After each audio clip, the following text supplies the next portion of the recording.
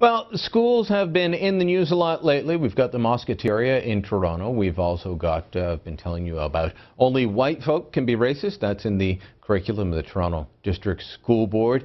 They've also got a lot of other wacky ideas they're teaching there.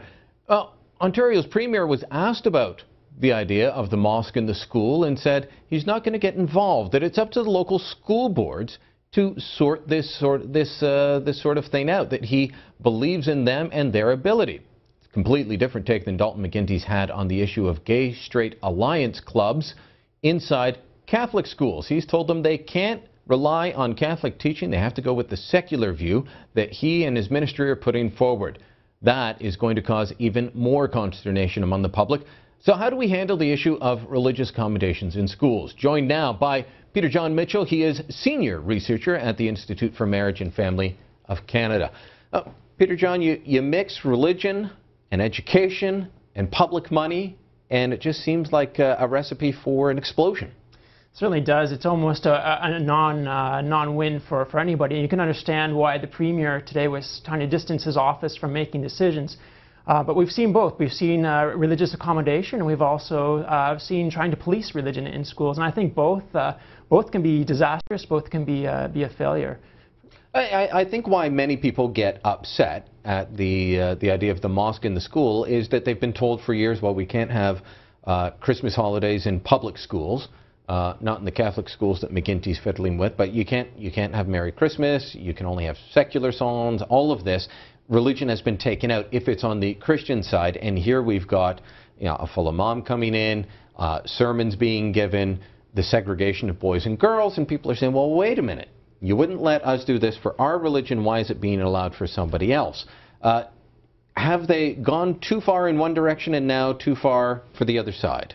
Is that what's going on here? Well, I think the danger in accommodation that we saw was we certainly saw images of segregation that were quite shocking, and there was certainly a lot of outrage for that. So, and that puts the school in an awkward position of trying to police that. Whose world view do we accommodate? What is the worldview? The other option is to say, well, we're going to secularize schools. We're going to push religion right out, and the heavy-handed approach can be just as dangerous, and it says that the worldview that we abide by is secularism, and it's a worldview of itself. The problem is that students come to class with their own worldview.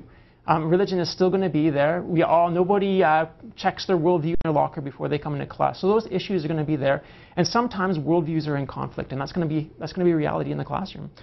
We've seen that in Quebec, where they've tried to push religion completely out of school, but then have this course where they taught all religions are equally valid and equally true, which, given that they all claim to be the supreme authority, means that either they're all true or none are true, is essentially the result of the Quebec experience. So how do you deal with this with a publicly funded school system where you do have different worldviews? Do we need to push it out completely, or do we need to go to a certain degree? I've been told that I have too much faith in the Alberta system. I've hailed the Alberta system where they have school choice and been told, look, they only allowed limited school choice and it's not enough. But is school choice the way to go in terms of letting parents decide where they're going to send their kid and what worldview they're going to learn?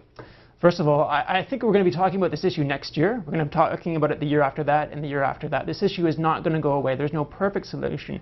However, school choice does give parents the opportunity to pick the kind of education they want from the children. And I think that public education works because parents grant educators the authority to take their child for the day and to educate them. It's ultimately, at the end of the day, it is parents who are responsible for the education of their children. And in provinces like BC or Alberta that have that option, I think it makes sense. It doesn't eliminate all problems, but at least, for instance, in the school in Toronto, if you're in the minority group and you're uncomfortable with sending your child to that school, at least you have options under school choice. Or it's a Muslim majority school. They could say, you know what, we want to form a local Muslim school here and teach this worldview as part of the curriculum. Yeah, certainly, and there might be some concerns about that, or there might be some positives about that as well. But at least it gives parents the choice. It puts parents in the driver's seat, and I think that's what's important here. There's an old saying, with the shekels come the shackles, and people would be calling for full control of curriculum. Given that we're talking about religious education here specifically, we're talking about Catholic schools, and you know, they're being told what to do with their gay straight alliance clubs now. They've been publicly funded for more than a century. If we expanded that to Muslim schools, to Hindu schools, to Jewish schools, would the shackles come along? Would the government be able to get in and say, you can't teach that? Might be part of your religion, but you can't teach that? I think that's always going to be a conflict anytime that public money is involved, and I'm not sure that that can ever be eliminated. It is interesting to see, though, that where public money isn't involved, parents still are making that choice. And in fact, we did a study at the Institute of Marriage and Family Canada last year that looked at public school enrollment, and it shows that it's down and expected to be down in the next couple of years. Part of that's just demographics. But it's interesting to see that independent school enrollment has been actually increasing. And so I think there is a hunger for school choice. And I think allowing that, even though I think there's going to be conflicts. Yeah, anytime there's public money, there's going to be conflicts. But at least it allows sort of the taxpayer money, it allows the parents' money to follow their student into the kind of education that they would choose. All right, Jon MItchell, thank you.